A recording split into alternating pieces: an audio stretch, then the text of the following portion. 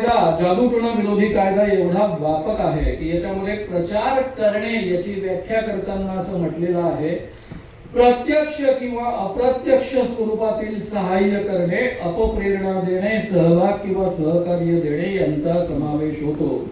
आणि त्या कायद्याकरता सुद्धा मित्रांनो तेवढीच शिक्षा आहे, जेवढी शिक्षा गुन्हा करणाऱ्या माणसाला आहे.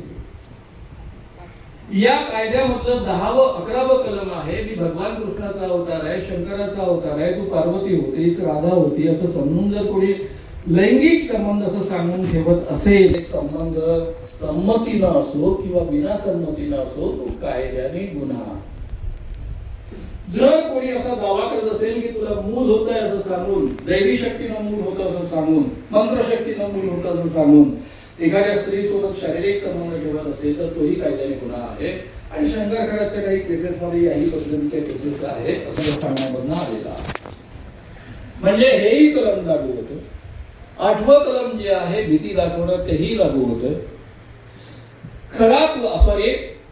अशोक खरातवर या पद्धतीचे हे कलम लागू होतात. त्याच पद्धतीने हे कलम आणखी कोणाला लागू होतं. जेव्हा पत्रकार दत्ता खेमकर यांनी एक बातमी दिली, ती बातमी होती या महाराजाच्या विरुद्ध, त्याच्या लैंगिक शोषणाबद्दलची. त्यावर कोणता महिला काय आयोग, महाराष्ट्राच्या महिला आयोगाच्या प्रमुख रुपाली चाकणकर यांनी त्याला फोन केला, धमकी दिली, त्याला बोलावलं, नोटीस पाठवली. याचा अर्थ त्यांनी अशोक खरातच्या कृत्यामध्ये प्रत्यक्ष सहभाग दिलेला आहे.